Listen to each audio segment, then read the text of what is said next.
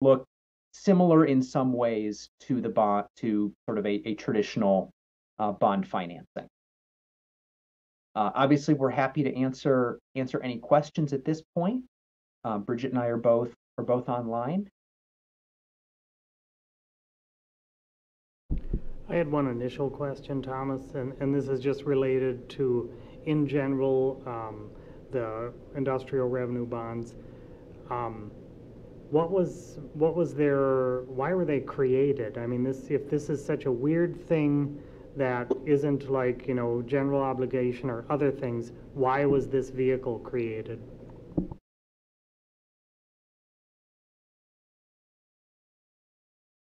Bridget, do you want to speak to that one? Sure, I'm happy to do that. I think there's two parts to that. I think it's basically economic development. So the state of Wisconsin, the legislature provided the authority for cities, villages, counties, and towns to issue these bonds. Because as Thomas said, the borrower, the company is getting, the reason you do this is they get to borrow money to do expansion of facilities at a lower rate, at a tax exempt rate rather than a taxable rate. So the legislature gave authority to do it. And then Congress also gave authority for these types of transactions to be issued on a tax exempt basis. Normally, only governmental projects can be financed on a tax exempt basis. But there's just a few small exceptions to that. And so it's basically, the answer to your question is economic development for municipalities. Got it. I mean, to me, it seems like this one would have the opportunity to be corruptible. Is this what Detroit got in trouble with? Not at all. Okay. This is very, very different. This is really the city's only place in this transaction is in the beginning, and it's really kind of lending your ability to issue tax exempt bonds to the borrower. That's really all you're doing. Detroit, and there's a lot of problems with the Detroit stuff, but they were issuing bonds and not using the proceeds of the bonds for the purpose that they were supposed to be issuing or using the money for. And then they couldn't pay back their debt because they didn't have the projects completed. Got it. Thanks for the clarification, because I knew that it was a bonding issue, but yeah, if you're not using it for the purpose, that's a different story altogether. Right. As a bond counsel in Wisconsin who represents a lot of Wisconsin municipalities, I don't like to compare Wisconsin to Illinois or Michigan at all. Fair enough. We're very different. All right. Does anybody have any other questions besides my hypothetical questions?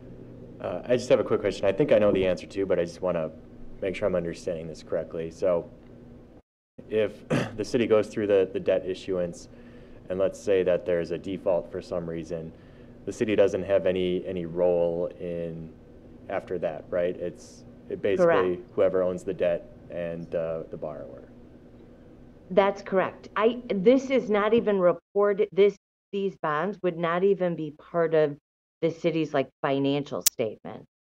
The bondholder or the bank, whoever the borrower finds as a bondholder, which is usually a bank,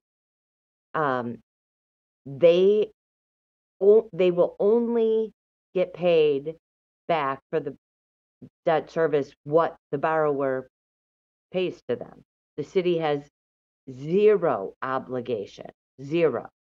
That will be explicitly clear in the document that the city is not paying $1 under any circumstance for debt service. So as Thomas was saying, you know, we just like to point out that there is a small remote chance that these bonds could be audited by the IRS, and that's the city's exposure, that you're going to have time dealing with the IRS agents and you know, the audit. If for some reason the bonds were declared to be taxable, you know, the city might have some costs associated with that, but then you would be indemnified by the borrower, Flow Care, or any borrower. Do you have an addition on that, Dave? Yeah, Bridget, just one comment. The debt does appear in our financial statements, Okay. in the notes to the financials. It's usually 1 or 2 sentences, and we update it each year for the outstanding balance at year end. Excellent. Well, I stand corrected on that. I should know better than to comment on audit, right? But it doesn't, you know, increase your assets or decrease or increase your liabilities. And that's where I was, you know, where I was going. But of course, I'm sure audit, right? The auditor is going to mention something. All right, does anybody have any other questions on industrial revenue bonds? All right, nobody's jumping at them, so thank you for the presentation. Sure, happy to help. All right, Dave, do you have a communication on the Walmart assessment guarantee update? Yeah, just interesting turnaround. If you remember last year, we basically had to withhold their liquor license in July until they paid us the amount that they owed us. Well, this year we sent them the invoice for the first half of the payment that was due, which was 12,000 something.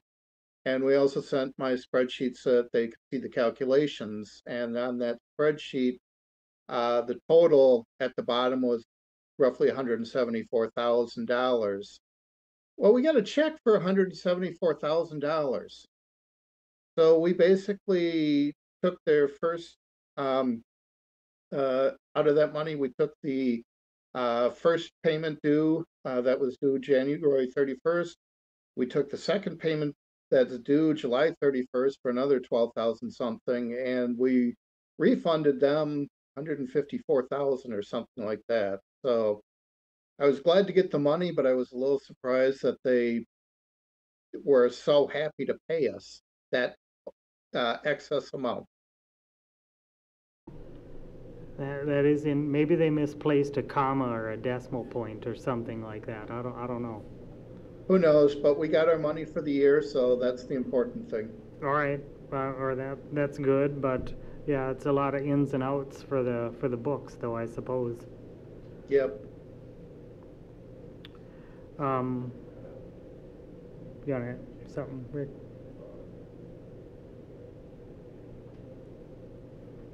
No, we just keep our video kind of cuts in and out here, so it's all right.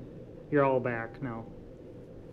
Does anybody have any other questions, comments on the Walmart update? All right, then now vested sick leave update. Tim, can you put that up on the screen, please?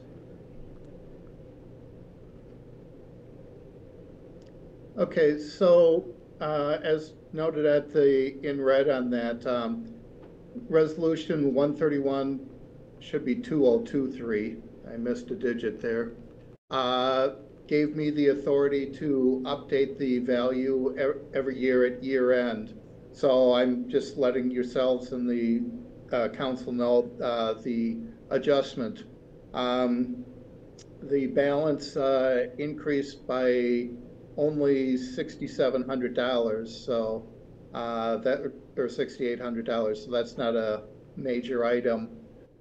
So we've got funding available for 100% of the governmental activities. So for instance, this year, when we paid out, I'm going from memory, about $145,000, we had the funding available for it. So we're in a good place with that, and I'm not worried about paying these balances in the future.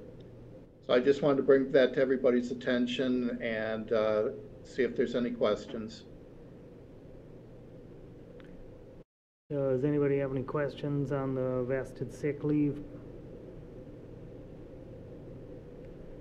Nope, I would just say thanks, Dave, for, because I know that was a little bit of a building process in order to get that up to 100% vested, but I think it's, we're in a safer space, more secure space, though, because of that. Right. And I honestly think Moody's looks favorably on that also. Yep, I would think so. All right. Anybody else have any other communications for the meeting? All right, then we'll move into the approval of the minutes for the January 9th meeting. I'd entertain a motion for that. Motion by Greg, is there a second? Second. By Ozzy. Ozzy beat you, Lisa. Okay. Any questions or edits on those minutes? All right, all in favor, aye? Aye. Aye. And were any opposed? All right, minutes are accepted. Dave, it's reports time that we pushed off from the last meeting. Right. And honestly, I haven't looked at them since the last meeting, so I don't know if I have any comments other than what was put into the reports. You folks have definitely had enough time to look at them. So any questions that anybody has? I did not have any. I looked through, didn't see anything that was really jumping out in any of them. Well, that's typically a good thing. That means either we explained it well enough or you're familiar with the documentation. Maybe a mixture of both, but the comments in that you're putting in there are definitely helpful for sure. Good, thank you. Anybody have any questions, or did they uncover something within the reporting?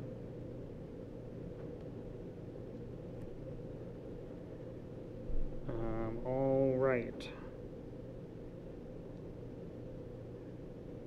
Is that for that, and that's for all the reporting, right, Dave? Correct. Okay. All right.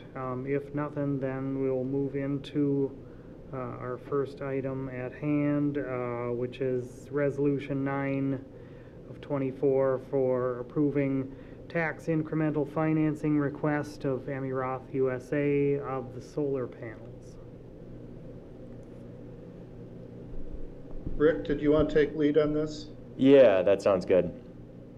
If you recall, a few months ago, Emmy Roth submitted their tax increment financing request.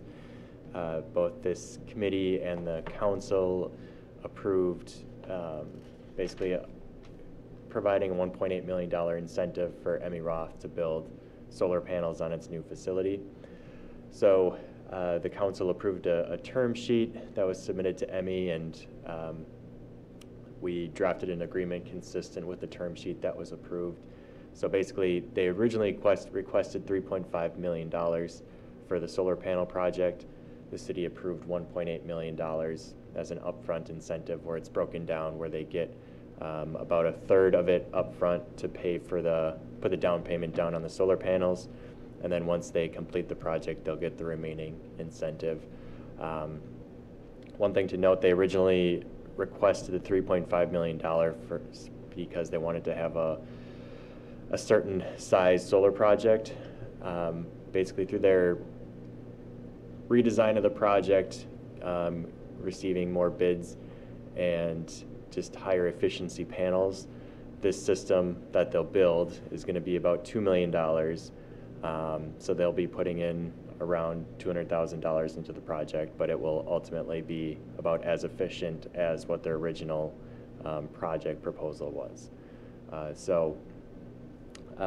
Like I said, the agreement that we drafted is a fairly standard TIF agreement that we've done in the past for the city, but otherwise it's consistent with the term sheet that was approved by the committee and the council. But I'm happy to answer any questions. Rick, these were going to be done in the, is this the non-taxable, am I right? Correct. So right. Because it's non-taxable, there's no assessed value guarantee or anything like that. The project's already, like the building's already there. What we did say is you have to have the building insured, basically. And if it were to burn down for some reason, they have to rebuild the entire headquarters building. The one thing I will note is they had some changes to some of the insurance language. We asked AJ to look at that, so we're still waiting on feedback. So if the agreement is approvable for everyone tonight, we would just have it be subject to her, to the risk manager's approval of the insurance language. And I did speak to her today regarding that, and really all she's looking for is identification from them. So that's basically what she needs. So if something were to happen, it wouldn't come on us, and since they're self-insured, you know, I think they would anticipate paying out the claim anyway. So that was the feedback I received. If you need something more specific than that, we can certainly follow up on that. No, that sounds good to me. I just want to double check the agreement because I thought, just to see if we have the indemnification language.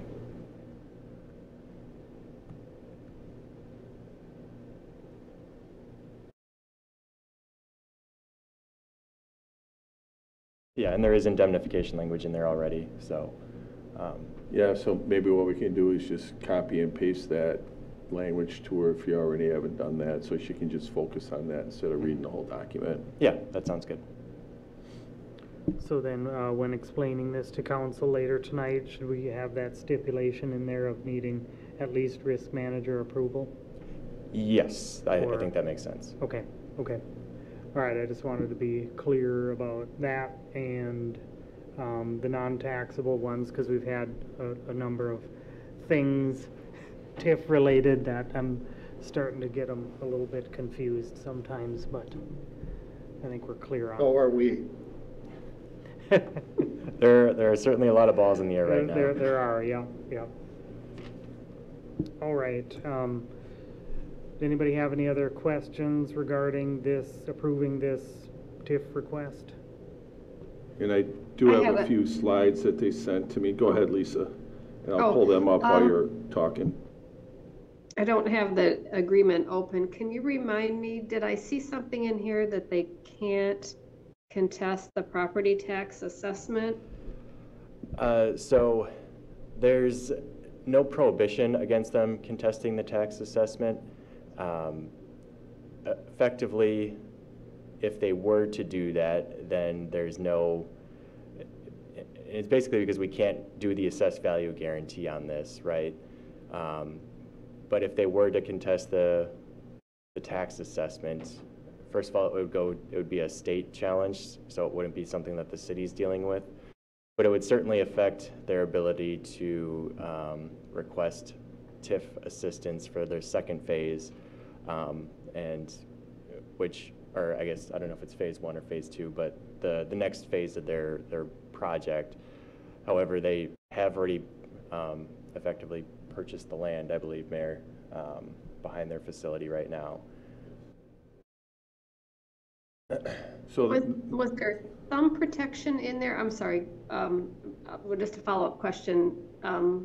If there was some protection, it seemed like I read there was some protection in there that they have to do the project, first of all, but also was there another thing, just, to make sure the project gets done and there's some protection for the city funding this? Maybe you can refresh my memory after. Correct. So there is a provision in there saying that they won't apply for making the property tax exempt. And then, let's say they build the project, or they get their building permit, they get the first installment payment. If they don't complete it by a certain date, they have to repay the money back to the city. And there is the ability to especially assess that in the event that we need to recover the funds. Thank you. Yep.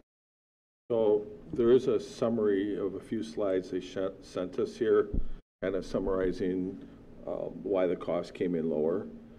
So hopefully you can see that on your screen. And it really has to do with some things that were the more efficient panels. They bid it out. There were also a couple things that went down, some inverter cost. And then there was something to do with the height of the building, and they required insurance to cover in case something were to happen there. So those are the kind of the reasons that the cost came down. So it sounds like the project that they're going to do is going to provide the type of efficiency that the council was hoping for. Yes, and like I said, the city will be funding 1.8 million. Any costs above that, Emmy is responsible for, and their estimate, which I think is up on the screen, puts it just at over $2 million total cost. And then kind of a couple other things. They are working with Gary Becker on a REAP grant. They were awarded, I want to say $50-some thousand from the WEDC for new jobs that they created.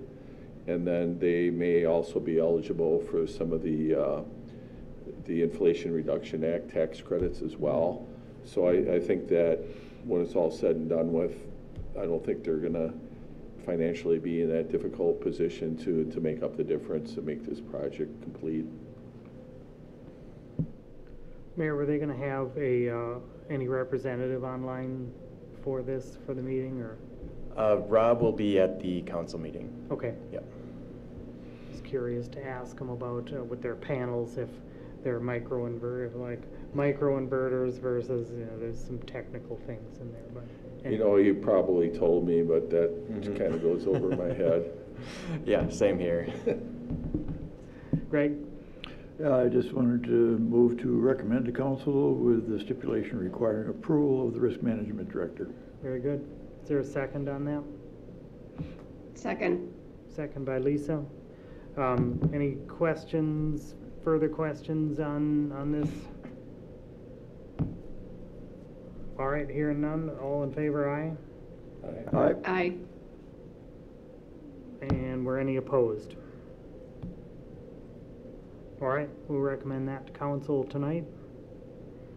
Next one up is a resolution to amend the 2023 adopted budget for the closure of the Landmarks Commission Fund. Couple high-level comments. Number one, we implemented GASB 54 about 12 years ago now, and under the that GASB standard, the Landmarks Commission doesn't qualify as a special revenues fund because it's paid for by the property tax levy. So there's no restriction on that per se. So given that, I'm recommending that we close the Landmarks Fund and essentially create the Landmarks Commission as a department under the Common Council umbrella, so they're not losing the accounting or anything like that. Secondly, at the tail end of when the zoning administrator was trying to leave, according to his records or the commission's records, they had about, and I'm going from memory, about $7,500 in grants that they had essentially encumbered or promised to people, but there's no funding left. That figure, as Tim's got it on the screens now, $7,899. So there was rather a large discrepancy versus what the Landmarks Commission thought was available and what the general ledger showed as available. So I thought this would also help improve looking at things, because the Finance Committee does look at the Common Council's budget every month, so they'll be able to see things a little bit better. So I thought this was better for just more openness of information, so it was available to everybody. So at this point, I'm going to open up the floor to questions that anybody has. And I'll just add a little more context. So several years ago in the mayor's budget, I think it predated myself even, there was money that was allocated in the operations budget for the mini grants that the Landmarks Commission awards. So they have a process where people that are doing historical preservation on their buildings can apply for these mini grants. And we've kind of built up that fund over the years. I think now we're up to about where we're budgeting, I think it was it 15 or 20,000 this year? 20. 20, yeah. We moved some things around and added some money to get it up to 20. And really what has complicated it is their award process was awarded, application period went until April. And then by the time they awarded the mini grant and somebody actually found somebody to do the work, oftentimes it carried over into the next year, and they also allowed them to have a year extension. So they were under the assumption they could just carry over the money. And as Dave has pointed out in the past, at the end of the year, we're supposed to zero out our budget by doing budget amendments, and that never occurred. And that's why there's just these questions. So what they're going to do is, we just sent out letters last week. I actually attended the Landmarks meeting because Michael was our representative, and of course he's retired. And so at the meeting, we had this conversation, and as they were getting ready to send out the letters, we changed the application to change the 1-year extension to 6 months, try to lessen that. And then their plan for next year is to move back the application period closer to the first of the year, thinking that if they award them, in January-ish, then maybe they can get the work bid out and get their work done before the end of the year, and it'll make it cleaner for everybody to keep track of. So that's kind of what I'm going to call the corrective action that we're trying to take to make, hopefully, Dave's life a little easier, as well as the Landmarks Commission. And then the other thing, we have at least one situation where we don't know whether or not the person's going to finish the project. So we're trying to contact that person to find out if the balance of that mini grant will be returned or what's going to happen with it.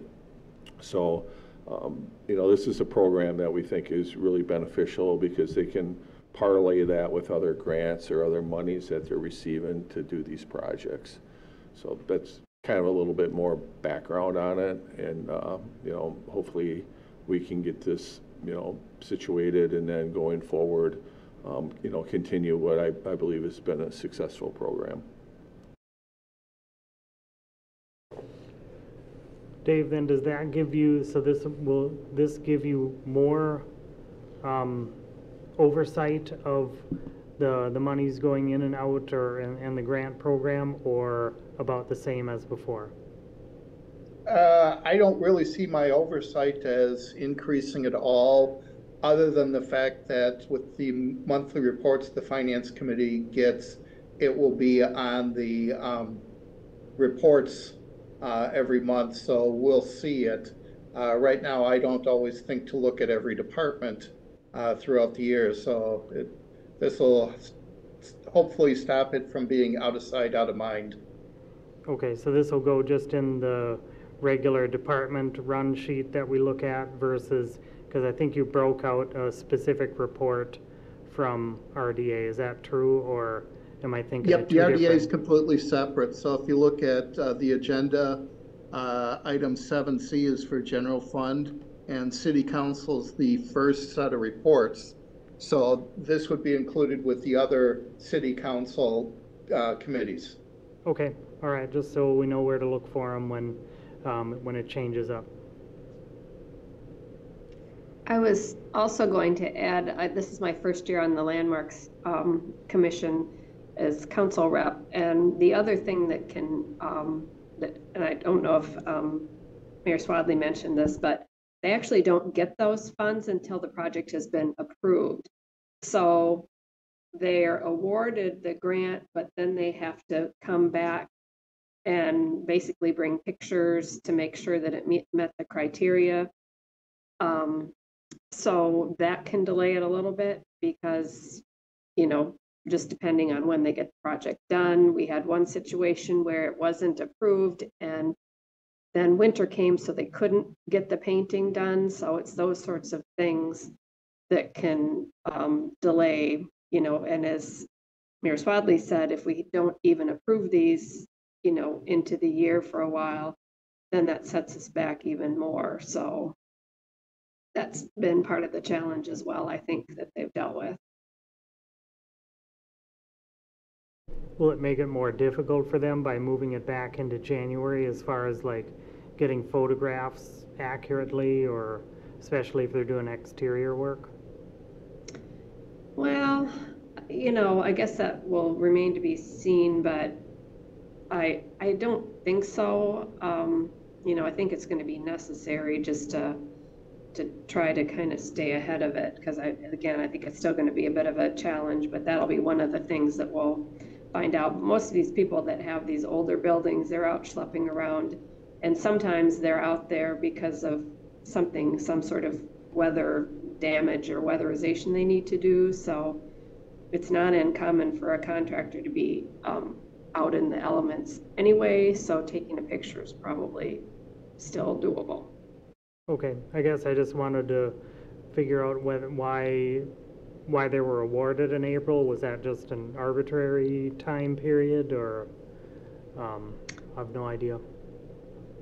I don't know. Of course, like I said, this is my first year. I don't know if you have any history on that, Mayor Swadley. I really don't, but Okay. certainly we can find out if that's something you desire. Not a deal breaker on it, but just curious as to, April is just sort of except being around tax time, but it's just sort of an odd time to have something.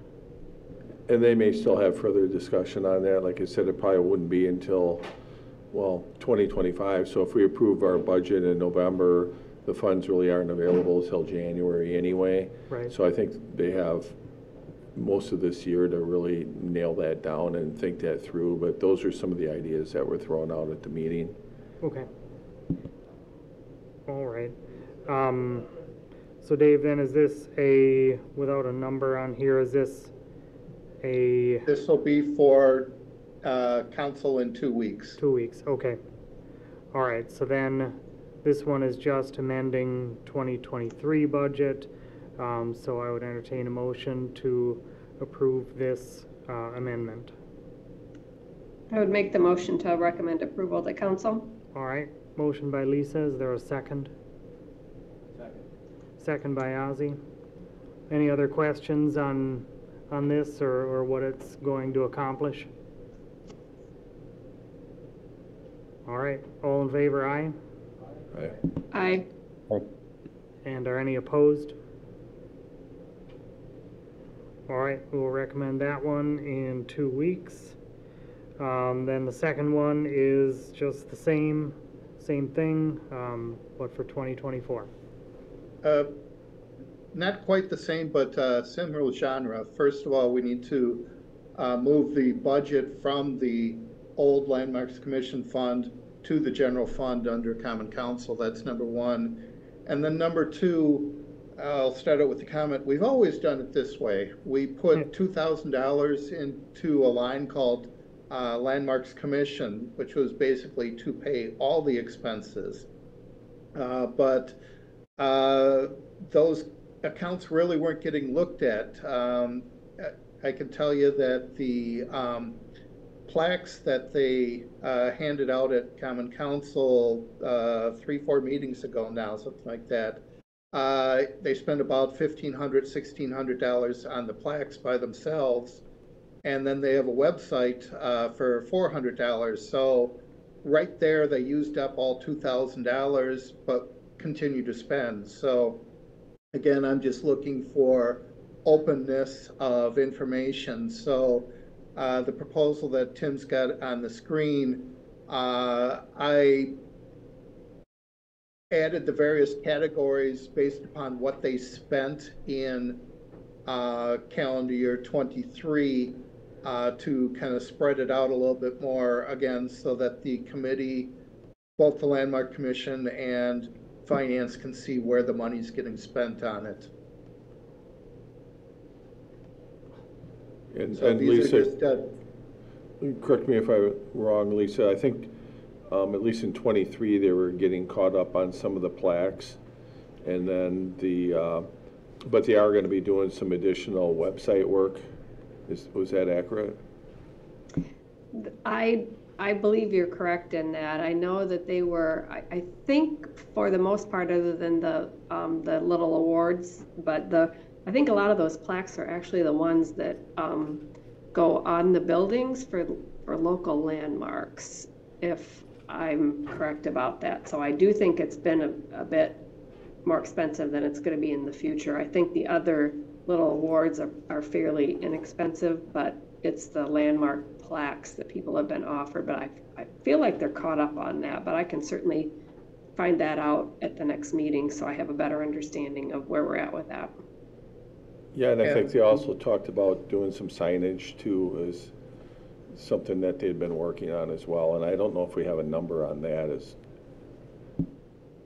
I think that is a fundraising effort through volunteers. I think they've been raising money. I haven't heard them talk about asking for any funding for that.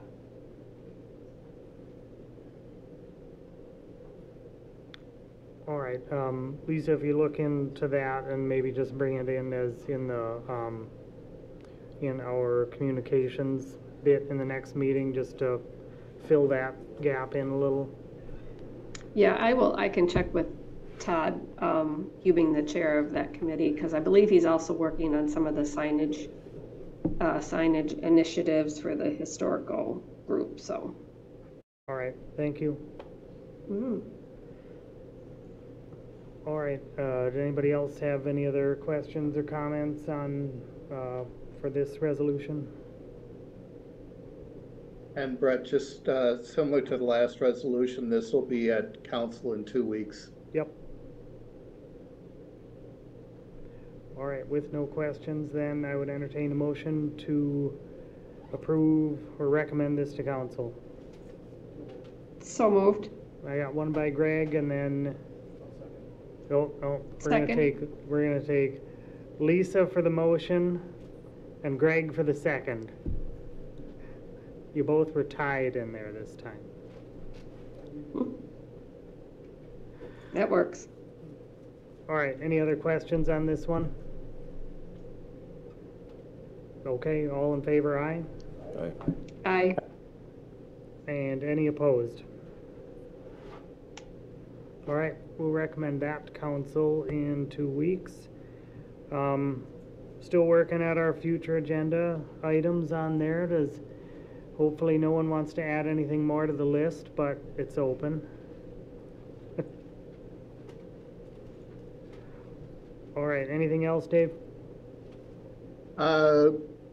No, like I said, under A2, the city policy for the facility rentals, we've gotten the rent study done by the consultant, and we've met with Stoughton Utilities. We got a game plan. I've got the agenda that we wrote, or the resolution that was written up probably last February, and so we'll have to update that based upon the plan. Rick, I'll get that out to you probably sometime next week for your review. Sounds good. Other than that, there was nothing that I wanted to bring up on future agenda items. All right, well, we're chipping away at the list, so progress. All right, I would entertain a motion to adjourn. Moved by Greg, is there a second? Second by Ozzy. Any other questions? All right, all in favor, aye? Aye. Are any opposed? All right, meeting's adjourned. Thanks, everybody. Thank you, everyone.